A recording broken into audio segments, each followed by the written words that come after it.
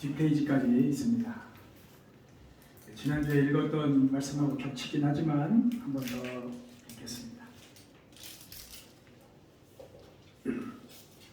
제가 먼저 읽겠습니다. 오순절이 되어서 그들은 모두 한 곳에 모여 있었다.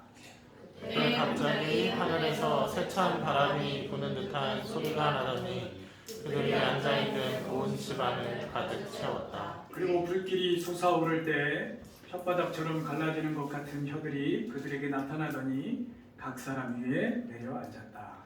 그들은 모두 성령으로 충만하게 되어서 성령이 시키는 대로 각각 방언으로 말하기 시작하였다. 예루살렘에는 경건한 유대 사람이 세계 각국에서 와서 살고 있었다.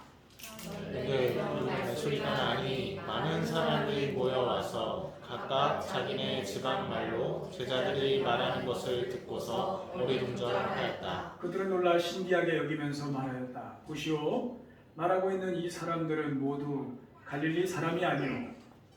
그런데 우리 모두가 저마다 태어난 지방의 말로 듣고 있으니 어찌된 일이요? 우리는 바데 사람과 메데 사람과 엘람 사람이고 메소포타미아와 유대와 갑바도기아와 본도와 아시아와 부르기아와 밤빌리아와 이집트와 구레네 지역의 여러 지역에 사는 사람이고 또 나그네로 머물고 있는 로마 사람과 유대 사람과 유대교에 개종한 사람과 크레타 사람과 아라비아 사람인데 우리는 저들이 하나님의 큰 일들을 방언으로 말하는 것을 듣고 있어. 사람들은 모두 놀라 어쩔 줄 몰라서 이게 도대체 어찌된 일이요 하면서 서로 말하였다. 아멘. 오늘 말씀의 제목은 성령님께서 주시는 은사입니다.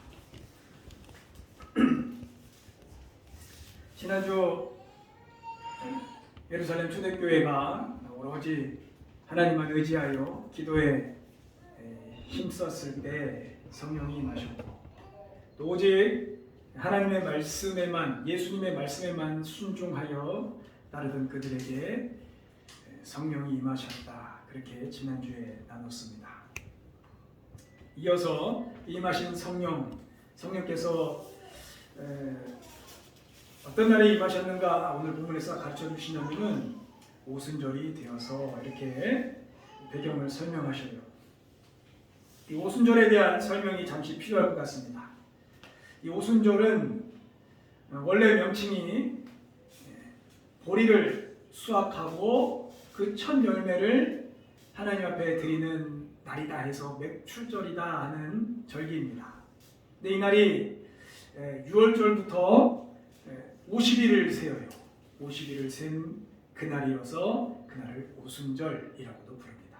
그리고 7일씩 7주를 지난 그 다음 날이라 해서 77절이라고도 불러요. 그래서 이 같은 날입니다. 성경에 77절, 오순절, 맥추절 이 같은 명절이에요. 이스라엘 백성이 1년에 3번의 절기가 있습니다. 그러니까 잘 아는 6월절, 애굽에서 탈출할 때 그날을 기념하고 우리가 죽지 않고 장자들이 죽지 않고 그 죽음을 넘겼다 하는 의미의 6월절, 그리고 오늘 얘기한 이 오순절, 맥추절, 또 하나는 초막절, 이렇게 3개의 절기가 있습니다. 그래서 이 신명기 율법에 의하면은 타지에 있는 사람이라 할지라도 1년에 3번은 하나님이 정하신 장소에 모여서 그 절기를 지켜라, 그렇게 명령하셨어요. 그래서 그 당시에 하나님의 율법을 조금이라도 지키기 원하는 사람이라면은 이 예루살렘 성전에 어떻게든 한 번씩 와서 하나님께 예배하고 하나님의 그 율법을 지키는 삶을 살려고 애를 썼어요. 근데 1년에 3번 온다는 게 만만치 않잖아요. 그 당시 뭐 차가 있는 것도 아니고 걸어서 뭐 얼마나 걸어야 되는지 모르겠어요. 먼 사람은 뭐 로마에서 여기까지만 걸어가도 엄청나죠. 한 달을 걸어야 될지. 그런 사람이 1년에 3번을 지킨다라는 것은 사실 불가능한 것이죠. 그래서 이들이 적어도 한 번 이상은 절기에 하나님 앞에 나아간다. 순례자들이라고 합니다. 지금도 그래서 명절에는 뭐 타국에 있는 사람이든 어디 있는 사람든 성전으로 예루살렘으로 다 모여요. 이 절기들을 지킵니다. 근데 이 6월절부터 오순절까지가 며칠 기간이라고 했죠? 50일이라고 했죠. 50일의 기간이 있잖아요. 그래서 이 당시 많은 사람들이 6월절을 지키러 와서 6월절을 보내고 그리고 온 김에 오순절까지 지내자 하는 그 유대인들이 많았다는 거예요. 한 번에 한 탕에 두 절기를 다 지키는 거죠. 얼마나 마음이 뿌듯하겠어요. 초막절은 못 지키더라도 어쨌든 그렇게 하는 사람이 많았다. 5절 말씀, 예루살렘은 경건한 유대 사람이 세계 각국에 와서 살고 있었다. 이게 그런 의미입니다. 여기서 집을 짓고 살았다기보다는 두 절기를 지키기 위해서 거주하고 있는 사람들이 많았다라는 거예요. 그래서 뭐 펜션 같은 거 잡아서 지내는 것이 아니라 천막들, 텐트 하나, 조그만 텐트 하나 쳐가지고 가족이 거기서 먹고 마시고 하나님이 주신 은혜들을 거기서 함께 나누는, 어떻게 보면 축제죠. 하나님이 어떻게 보면 축제로서의 절기를 준 거예요.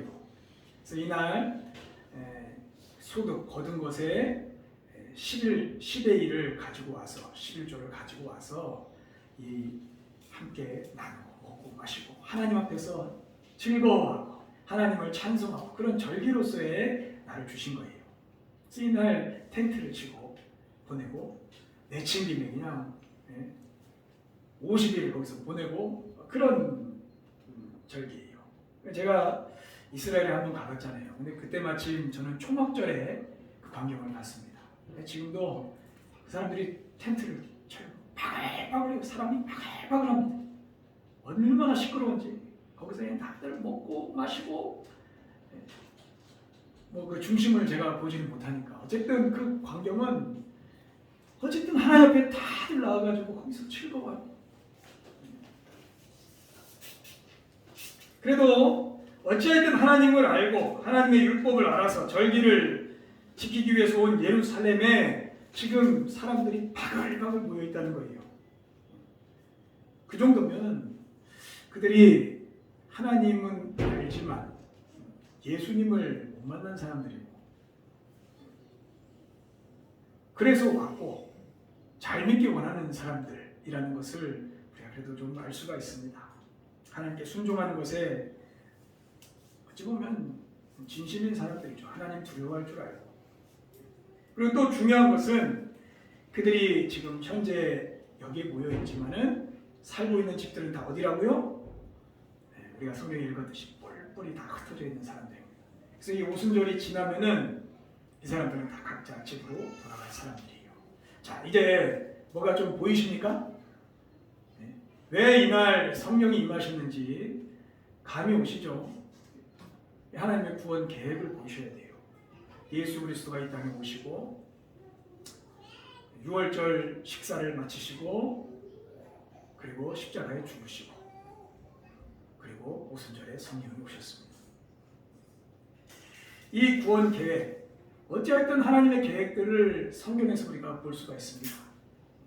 지금도 여전히 진행되고 있는 하나님의 구원 계획, 이것이 신약시대 처음 우리가 바라볼 수 있는 첫 교회를 통하여 하나님의 구원 계획을 우리가 보기를 원합니다. 그런 날에 예루살렘에 바글바글 모여있는 그 사람들 가운데 성령이 그 120명이 모인 그 제자들에게 임하셨습니다. 4절에 보면 그들은 모두 성령으로 충만하게 되어서 성령이 시키시는 대로 각각 방언으로 말하기 시작하였다. 이 세 가지 중요한 포인트가 있죠. 하나는 성령으로 충만하게 되었다.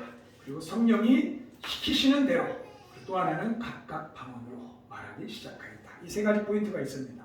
이 첫 번째는 이들이 성령으로 충만하게 되었다. 성령 하나님으로 가득하게 되었다. 그런 의미죠. 각 사람마다 그래도 상황들이 다 다양하잖아요. 마음에 이렇게 생각하는 부분들, 어떤 일들도 다양하고 그런 인간들이 모여 있습니다. 그런 사람들이 모여 있는데 보통 일반적인 사람들은 그런 자신의 상황들로 가득해요. 아, 내가 이게 지금 필요한데 이걸 해야 되는데 하는 그것들로 사실 가득하죠. 어떤 이는 돈으로 가득하기도 하고, 어떤 이는 어떤 관계의 문제로 그것 때문에 가득하기도 하고, 어떤 목적이 가득하기도 하고, 어떤 이는 어떤 감정이 가득하기도 하고. 가만히 보면은 그런 것들이 그 사람을 확 덮고 있어요. 그것들로 충만하게 되어 있습니다. 그런데 어떤 상황일지라도 성령 하나님께서 그 안에 계셔서 그 상황들을 보자기 덮듯이 확 덮으시고 하나님이 주인인 상태로 가득한 것, 이것을 성령 충만이라 합니다. 물론 성령이 그 안에 계셔도 성령으로 충만하지 않을 수 있어요. 성령이 이 안에 계셔도 지금 그가 성령 하나님을 옆으로 막 제껴두고 자신에게 있는 그런 일들, 내가 중요하다고 여기는 일들에 그것에 치우쳐서 그렇게 살아갈 수도 있습니다. 얼마든지 그렇게 살 수 있어요. 그것을 성경에서는 성령을 근심하게 한다 이렇게 표현했는데, 다른 것을 선택하고 다른 것에 의해서 움직이고 사는 삶을 살 수 있는 것이죠. 그 사람도 그 당사자도 고통스럽고 성령 하나님도 아파하시는 그런 생활을 계속 할 수가 있어요. 그러나 이 성령으로 충만하다는 것은 그런 나의 모든 상황에서도 하나님으로 충만한 것이고 성령 하나님께 순종하는 그 간절한 마음이 그 안에서 막 불타고 있는 거예요. 나를 하나님께 맡겨드리는 것. 이게 성령 충만한 겁니다. 그들이 성령이 충만하다. 그리고 성령이 충만하게 돼서 어떤 일이 일어났는가? 하나님이 성령께서 시키시는 대로 그들이 움직였다는 거예요. 성령이 나를 이끌어 가시는 거예요. 그 안에서 명령하시는 것, 그 안에서 요구하시는 것, 그것을 따라 그들이 움직였다. 성령의 소리가 큰 거죠. 이 안에서 욕구들, 저것들, 걱정되는 것들, 염려스러운 것들, 그런 속에서 나오는 수많은 나의 소리보다 성령 하나님의 소리가 그를 딱 덮는 거예요. 그리고 거기에 움직이는 거예요. 그리고 강권하신, 그렇게 할 수밖에 없도록 확 잡아 이끌으시는 거예요. 이게 이런 거죠. 성령께서 지금 너희가 정말 나만 온전히 의지해 물으시고 그게 확인이 되면은 강권하셔서 내가 너희들을 사용할게. 내가 너희 안에 내가 움직이게 하시는 거예요. 성령이 시키시는 대로 강권하셔서 무엇을 하게 하셨는가? 세 번째 포인트입니다. 그래서 각각 방언으로 말하기 시작하였다. 여기서 이 방언이라는 단어는 우리가 흔히 방언기도 이렇게 생각할 수 있는데 여기서 말하는 방언은 그런 의미는 아닙니다. 이 단어가 좀 달라요. 말 그대로 외국어입니다. 그 사람들이 각각 다른 외국어로 뭔가 말하기 시작했다는 거예요. 성령이 시키는 대로 뭔가를 막 말하기 시작합니다. 이 디아스포라 유대인들이, 흩어졌던 유대인들이 거기서 태어나고 자란 그곳의 언어로 동일한 메시지로 하나님의 큰 일을 들었도다. 그렇게 본문이 표현하고 있잖아요. 이 사람들이 인간적으로는 도저히 불가능한 일을 지금 하고 있는 거예요. 우리도 외국어 하려면은 기적 같은 일들이 일어나야 되잖아요. 엄청 애써야 되고. 옛날에는 이 은사를 잘못 이해해가지고 영어 방언 달라고 하는 사람들이 꽤 많았어요. 탐욕이 가득해가지고 되게 한순간에 영어 한번 잘해보겠다고 성령을 잘못 이해해서 그렇습니다. 어쨌든 이들이 할 수 없는 일을 본인이 더 놀랐겠죠. 말하는데 거기 모인 사람들이 하나둘씩 그 바글바글 했다고 했잖아요. 너무 시끄러운데 가보니까 자기들이 잘하고 지금 그 지역에서 사용하고 있는 언어로 하나님의 이야기를 막 듣고 있는 거예요. 저 갈릴리 시골에 사는 인간들이 어찌 이런 말들을 할 수 있는가 다 놀랬다. 이렇게 성경은 기록하고 있습니다. 자, 이 두 번째, 성령이 시키시는 대로. 세 번째, 그들이 각각 방언으로 말하였다. 물론 이 세 번째는 뭐 여러 가지 내용들이 있습니다. 여러 가지 모습들이 있는데 어쨌든 2번과 3번을 합쳐서 그것을 보통 성령의 은사다 그렇게 표현을 해요. 성령이 임하실 때 그냥 임하시는 것이 아니라 성령이 임하셨다는 어떤 증거로 무언가를 주십니다. 그래서 이 은사라는 단어의 어원을 딱 보면은 선물이라는 의미예요. 성령이 임하실 때 성령이 임하셨다는 것을 내 안에 이제 내가 혼자가 아니구나. 하나님이 계시는구나. 이거를 알만한 어떤 선물을 준비하시고 주신다. 그런 의미예요.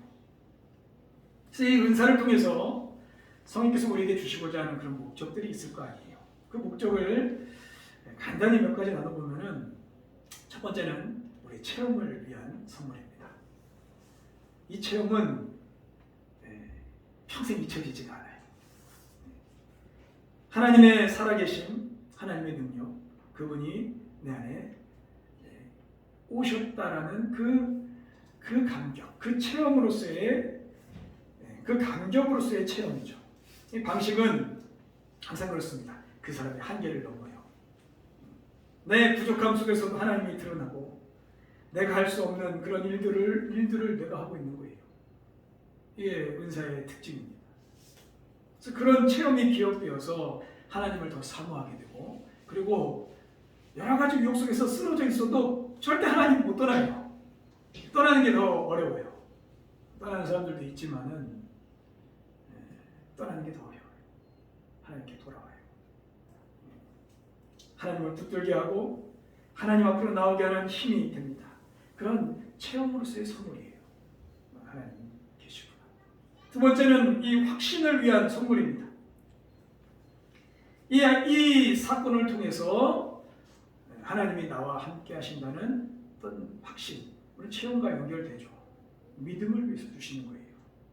지금 나에게 함께 하셔서 살아계셔서 역사하시고 나를 통해서 일하시는 하나님, 이 확신을 위해서 은사를 주십니다. 세 번째는 그 은사를 통해서 내 사명을 알게 하시는 거예요. 사명으로서의 은사의 선물입니다. 성령이 임하시고 이분들은 이런 일들이 일어났는데 물론 이분들은 이 일만이 아니에요. 이 뒤에 각 사람마다 또 다른 은사들을 주셨죠. 그래서 기도하게 하는 은사, 기도하는 은사다, 가르치는 은사다, 예언을 하는 은사다, 섬기는 은사다, 병 고치는 은사다, 이런 여러 가지 각종 은사가 나타나는데 그런 은사들은 결국에 그들이 하나님의 나라를 위하여, 교회를 위하여 사명을 감당하는 어떤 한 방향으로서의 제시, 그런 의미로서의 선물로 은사를 주신다는 거예요. 지난주에 우리 생명의 상 하면서 방언의 은사를 받았다 하면 내가 기도할 사명이 있구나, 그걸 아는 거예요. 이거는 내게 주신 어떤 은혜이기 때문에 그냥 내 것으로 끝나는 것이 아니라 이거는 내 사명. 내가 뭔가 가르치는 은사가 있다. 내게 뭔가 알게 된 것을 뭔가 얘기하면서 가르치는데 듣는 사람이 너무 행복해하고 즐거워해. 그럼 내게 가르치는 은사를 주셨구나 하고 열심히 그것을 개발해 가면 됩니다. 그러면 가능한 거예요. 입이 둔한 사람이라 할지라도 그게 가능해져요. 이게 참 신비롭죠. 섬기든 뭐라든 또 어떤 큰 믿음으로 공동체에 어떤 받침이 되든 어쨌든 하나님 그 사람에게 임하실 때, 성령이 임하실 때 선물을 주시는 거예요. 그게 사명입니다. 그래서 이 은사를 통해서 체험하게 하시고 확신하게 하시고 그리고 내가 이 공동체 안에서 하나님 나라 위해서 걸어가야 될 사명을 알게 하셔요. 한 지체로서 작용을 하는 거죠. 팔인지 다리인지 뭐 위장인지 뭐 어쨌든 각각의 일을 하게 하십니다. 그래서 오늘 본문에 나타난 성령의 은사는 그곳에 모인 120명의 사람들이 각각의 방언으로 말했다 하는 거잖아요. 이것이 이분들에게 체험으로서 또 확신으로서 또 사명으로서의 선물을 주신 거예요. 이때 이들이 받은 첫 은사, 이 의미가 참 중요합니다. 이 첫 교회 각 지체들에게 동일하게 110명이 동일한 은사를 받았어요. 동일하게 주신 첫 은사인데 그래서 특별한 거예요. 첫 은사, 첫 교회 동일하게 한 공동체 전체가 똑같은 은사로 임했다는 것에서 특별하기도 하고 그리고 그 이후에 잘 없었다. 또 성경에 다시는 기록되지 않는 그런 한 사건으로 기록이 되어 있습니다. 그래서 이 은사는 단순히 이들이 말하였다 이것으로 끝나는 것이 아니라 교회에 주시는 어떤 메시지가 있는 거예요. 이제 이 모든 교회, 이 성령이 임하심으로 세워지는 모든 교회에 주시는 메시지가 있습니다. 그 메시지를 오늘 두 가지만 나누고 마치려고 합니다. 첫 번째 메시지는 이제 복음으로 하나가 되는 거예요. 하나님으로 하나가 되는 거. 하나님의 말씀으로 하나가 되는 그 시작을 여신 거예요. 흩어졌던 사람들이 다시 하나로 하나님으로 통합되는 그런 사건의 출발. 그거로서의 은사입니다. 그 당시 이 헬라어라는 공용어가 있었습니다. 이들이 모여서 지금 손짓발짓 하고 있는 게 아니에요. 모여서 이미 헬라어라는 언어로 다 소통하고 있었고 우리가 영어 하듯이 못하더라도 몇 가지 단어라도 막 얘기하면서 막 손짓발짓하면서 다 소통이 가능한 상태예요.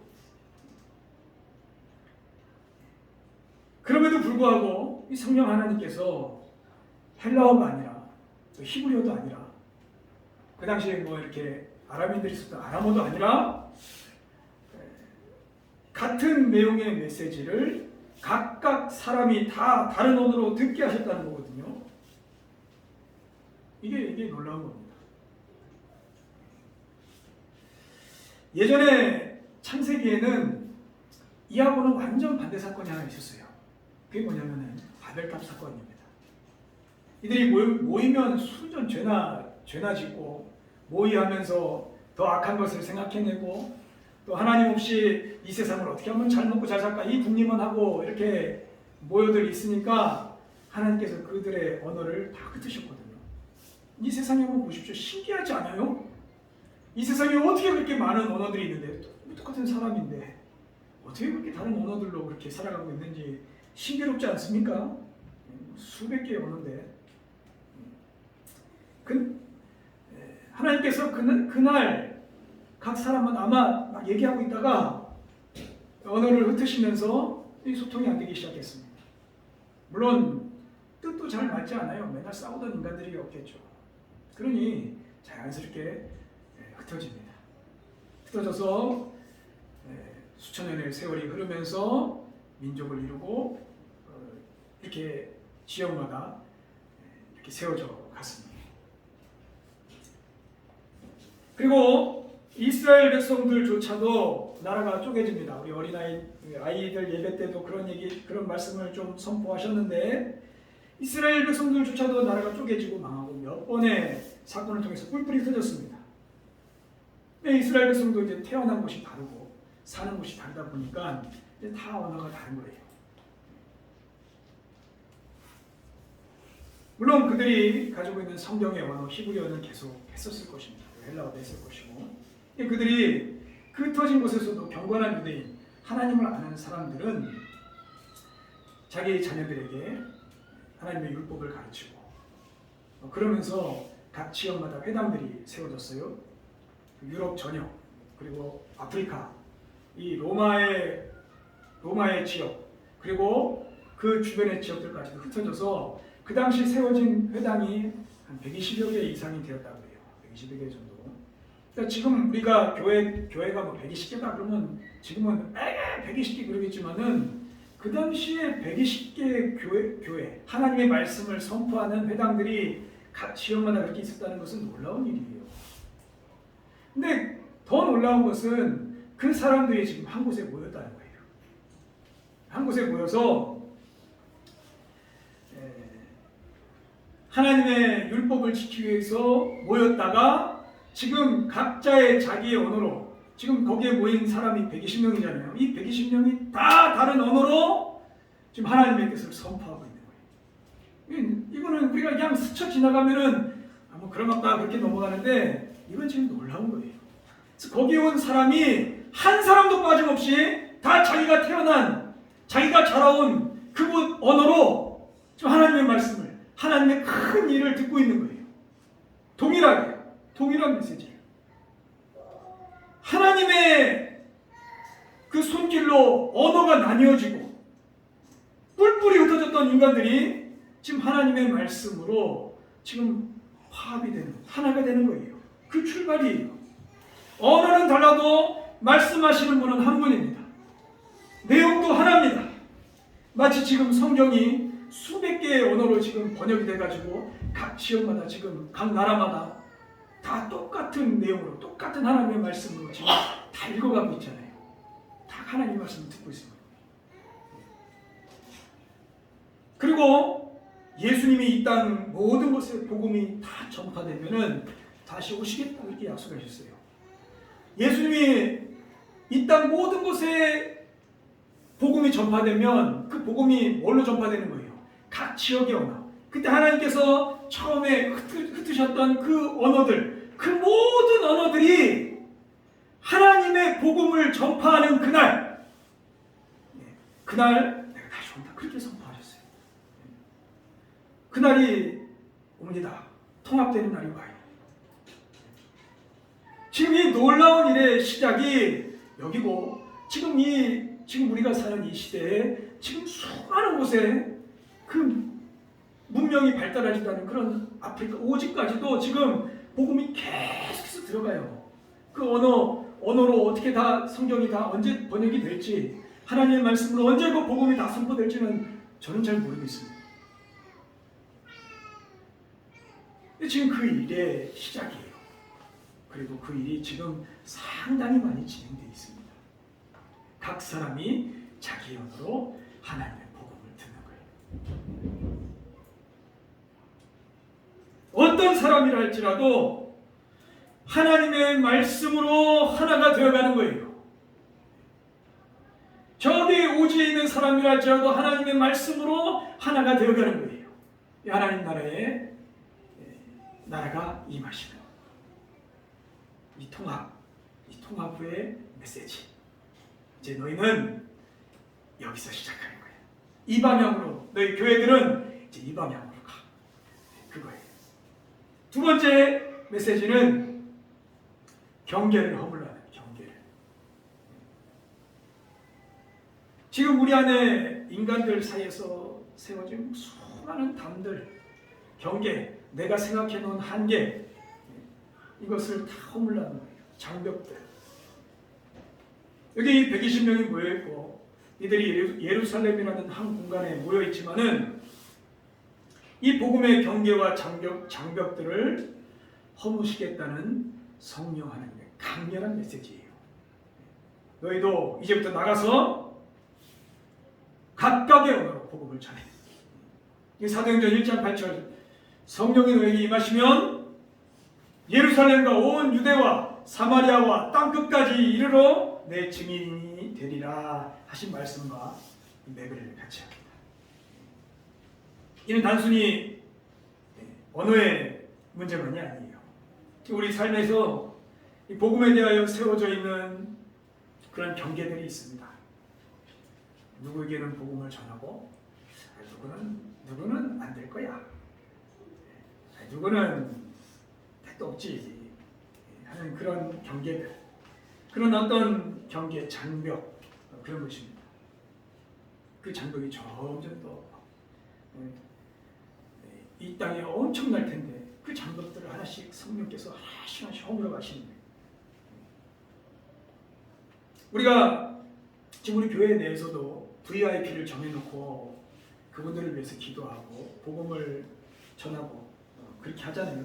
근데 그들을 위해서 기도하고 복음을 전하지만은 우리가 소중히 여기고 복음 전할 사람들이지 우리가 정해놓은 경계는 아닙니다. 맞죠? 우리는 그분들에게만 복음을 전하는 게 아니에요. 하나님께는 경계가 없으십니다. 그래서 우리 주변에 만나게 하신 모든 사람들에게는 이 복음의 경계가 없어요. 장벽들이 없습니다. 쟤는 복음을 듣지 않는 거예요. 하나님 그런 장벽. 쟤는 완고해. 쟤한테 내가 이 복음을 전했다간 쟤하고 이렇게 좀 갈라서지 않을까? 쟤하고 멀어지지 않을까? 이 좋았던 관계가 틀어지지 않을까 하는 그런 수많은 경계들, 내가 세우고 있는 그 경계들, 혹시나 뭐 잘못되지 않을까 하는 내 마음들, 그런 모든 장벽들이 있습니다. 우리 아빠는 내가 하는 말 안 들어. 우리 할머니는 안 될 거야. 우리 사촌은 안 될 거야. 저 상황이 저런데 되겠어? 근데 수많은 장벽들에 성령은 그거 허무시겠다는 거예요. 그걸 위해서 성령이 임하시고 우리에게 은사를 주시고 그것으로 하나님의 복음을 온 땅에 땅끝까지 전하게 하시는 하나님 나라를 세워가시겠다. 그것입니다. 경계를 허무시는 거예요. 이게 진짜 교회의 모습이 맞겠죠? 이 성령이 임하심으로 교회를 교회되게 하고 그리스도인들을 그리스도인 되게 하시는 성령의 은혜들이 있어요. 그 작업들이 있습니다. 그 중에 정말 중요한 부분입니다. 이 경계를 허문다는 것은 어느 누구도 인간적인 조건으로 차별하지 않으시는 예수님의 마음이, 하나님의 마음이 담겨져 있습니다. 우리 예명교회에도 동일하게 주시는 메시지예요. 동일하게. 늘 말씀을 맺으려 합니다. 교회에 성령이 임하셔서 어떻게 해서든 하나님으로, 하나님의 말씀으로 하나가 되게 하시고 통합이 되게 하시고 어떻게 해서든 경계와 장벽을 허물어서 하나님의 사랑과 하나님의 복음을 전하는 교회를 세우기 시작하신 성령님, 이 출발점, 이 앞에 우리를 지금 초대하신 것입니다. 이것이 성령 하나님께서 첫 교회 은사로 주신 체험을 위해서, 믿음을 위해서, 사명을 위해서 주신 첫 은사, 메시지로서의 첫 은사입니다. 그리고 우리 예명교회를 바라보십시다. 우리 교회는 어떻습니까? 우리 교회도 성령으로 시작한 교회입니다. 그렇지 않고서는 교회가 시작될 수가 없어요. 막한 이단 이런 거 아니면은 시작할 수가 없어요. 그리고 이미 한 8년 넘게 하나님께서 하나님의 말씀으로 하나를 이루어가신 과정들이 있습니다. 그리고 지금 우리 안에 있는 장벽들, 지금 각 사람이 가지고 있는 장벽들이 하나씩 하나씩 허물어져서 하나님의 나라, 하나님의 교회, 하나님의 가족으로서 이것을 허물어 가시는 그런 일이 이미 시작되었어요. 이미. 각자 그 다른 우리들을 모으셔서 하나님의 교회로 세워 가십니다. 이미 이루셨고 그것을 성령은 확장해 가실 것입니다. 이것을 위하여 우리를 다 사용하실 거예요. 여기에 성령이 충만한 한 그리스도인, 한 교회로 세워져 가느냐? 지난주에 얘기했던 말씀 나눴던 것처럼 성령으로 시작하였다가 육으로 식어갈 것이냐? 여러 가지 은혜들을 받고 하나님 살아계심을 경험하고 좋은 것을 먹고 마시고 그렇게 살 것인데 그 은혜 속에서 성령으로 충만한 하나가 되게 하시고 경계를 허물어 장벽을 허물어 하나님의 복음을 전하게 하시는 성령의 일꾼으로 사용될 것인가? 그렇게 살아갈 것인가? 우리가 그 앞에 서 있는 것입니다. 우리 성령의 이 은사 속에서 여러분들 뭐 하나 다 받으셨습니까? 성령이 임하셔서 내가 하실 수 없는 어떤 선한 일들이 내 안에서 내 삶에서 일어나시는 것을 경험해 보셨습니까? 안 하셨으면 구하십시오. 성령을 구하십시오. 예수 그리스도를 모시십시오. 영접하십시오. 그리고 내게도 좀 주십시오. 하나님의 살아계심을 더 경험하게 해주십시오. 구하십시오. 그리고 그것으로 하나님 나라와 내 주변의 사람들을 섬기며 하나님의 복음을 전하십시오.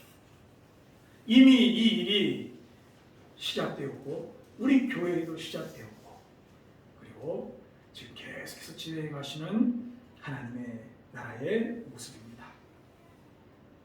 거기에 다 동참하시고 성령의 일꾼들 되시는 주의 백성들 되시기를 주의 이름으로 축원합니다.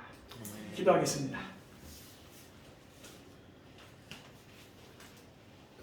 성령의 강권하심으로 이 교회를 세우시고 거기에 순종하여 한 걸음 한 걸음 걸은 인생들을 모아주시고 우리 교회로 세워주신 하나님,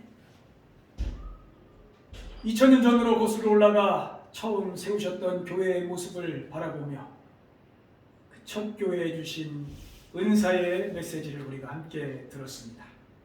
다 통합해 가시고 하나님으로 통합해 가시고 하나님의 말씀으로 하나님의 메시지로 통합해 가시는 하나님의 역사, 이미 정말 많이 진행된 하나님의 역사들을 우리가 바라보았고 그리고 지금도 그 경계들을 허물어 가시며 하나님의 복음을 전해 가시는 성령의 역사를 우리가 함께 바라보았습니다.